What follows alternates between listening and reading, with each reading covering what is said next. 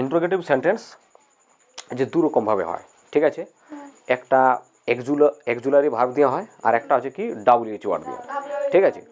যেমন এখন আমার কি যে এই এক্সুলারি মানে কি ইয়েস বা নো, যেমন এখানে লেখা, যেমন কাউকে জিজ্ঞাসা করা হয় যে যে will you go to school, মানে তুমি কি স্কুল যাবে, তাহলে কী হবে, নো ইয়েস আই উইল, তাহলে ইয়েস দিয়ে উত্তর বলতে হবে, বা না হলে নো দিয়ে বলতে হয়। তো ঠিক এই জিনিসটাই বলছে যে এটা কী দিয়ে প্রশ্ন করা হয়, যে এক্সুলারি ভার্ব যাকে বা হেল্পিং ভার্ব বলা হয়, যেমন হচ্ছে ডু বা ডাজ বা did, is, am, are, was, were, has, have, had, shall, will, may, can, should, would, might, ETC, মানে কি এক্সেট্রা।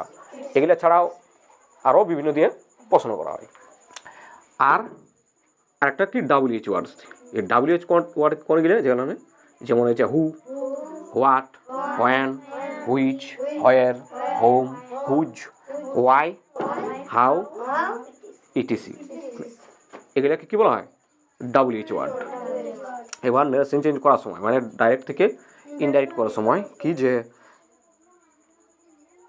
যদি ডাব্লিউএইচ ওয়ার্ড থাকে তাহলে ডাব্লিউএইচ ইনভাইটেডের জায়গাটা ডাব্লিউএইচ ওয়ার্ড বুঝবে, মানে যেটা দিয়ে প্রশ্ন থাকবে সেটাই বুঝবে।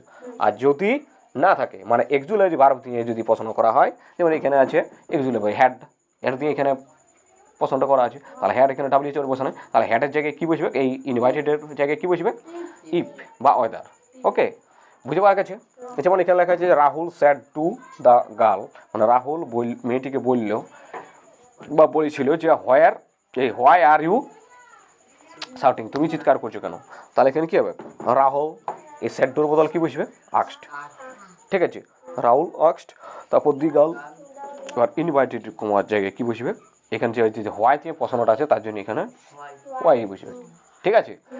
আর যদি না থাকে ইফ বা ওয়েদার বসবে, তাহলে হোয়াই, তারপর এখানে কী লেখা আছে যে হোয়াই আর ইউ শাউটিং, মানে মেয়েটি কেন কাঁদছে, মেয়েটিকে জিজ্ঞাসা করছো তুমি, যে মেয়েটিকে জিজ্ঞাসা করলে যে তুমি কাঁদছো কেন, তাহলে এইটা ইউটা কে বটে, এই মেয়েটা, তাহলে মেয়েটার বারবার অধিকার না লেখে কি সি, না সি, তারপর এখানে কি আছে, যেহেতু এটা পাস্ট টেন্সে আছে তার জন্য এখানে কি বসে আর থেকে ওয়াজ, ঠিক আছে। সি থাকলে কি হয় ওয়াজ, তাহলে সি ওয়াজ শাউটিং, ঠিক আছে। তারপর he said to me had you received a letter, এই হের জায়গায় কী বসবে হি, এবার স্যাড টুর বদলে আক্সড, আর মির জায়গায় মি, আর ইনভাইটেডের জায়গায় ইফ, যেহেতু এখানে ডাব্লিউএইচ ওয়ার্ড দিয়ে নয় হেল্পিং ভার্ব দিয়ে কী আছে বা এক্সুয়ালারি ভার্ব দিয়ে প্রশ্ন করা আছে, তার জন্য যেমন had you received a letter, ঠিক আছে।